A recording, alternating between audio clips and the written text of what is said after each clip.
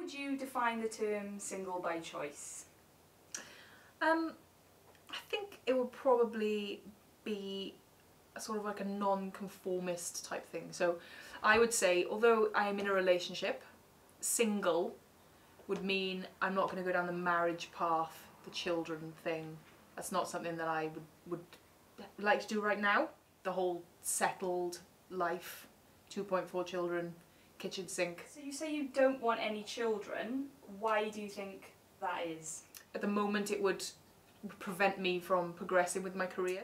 I want to travel more. I've travelled a little bit, not as much as I would like to. It's a massive responsibility and a huge choice. If I was going to have a kid at some point in the future, it would have to be after a long relationship where I was completely settled. You mentioned your career. Do you think that your career prospects then will affect your opinion? My career is first and foremost the most important thing to me at the moment. I want to progress more. I currently work in a financial industry, but I want to progress and do more sales type roles. Now that would mean that I would be away from home a lot, presumably, travelling around the country.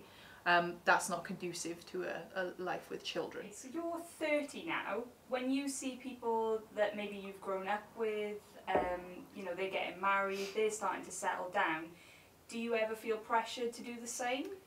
I don't feel pressured to do it. It's all around me, for sure, just from people, you know, that I grew up with. But my circle of friends, it's not something that they're all doing. I'm not putting any pressure on myself to do it, so I don't think that's going to happen. And do you ever feel that you're judged for not wanting to settle down then? You know, they could say to me, you know, what's wrong with you? You haven't got kids, you haven't got, you know, the house, the car. But that's not what I want, it's just different. Do you feel that, you know, friends, family, acquaintances maybe have had situations that have influenced you? Yeah, I suppose there are a few examples. I've seen friends and family actually get into, you know, serious relationships, buy a house, for example, and the relationship's broken down. And then there's this whole battle. I don't really want to get into this whole battling over a couple of pots and pans thing. Also, personally, I was going to get married, so I was engaged, and then I think I just sort of saw the future. I just felt trapped, and I thought, God, this is, I'm putting this ring on my finger now, and that's me, that's my life done. On the flip side then, do you feel possibly that there is an age in your future where you may have a different outlook? Potentially. Obviously the age I am now, sort of biological clock's ticking away there.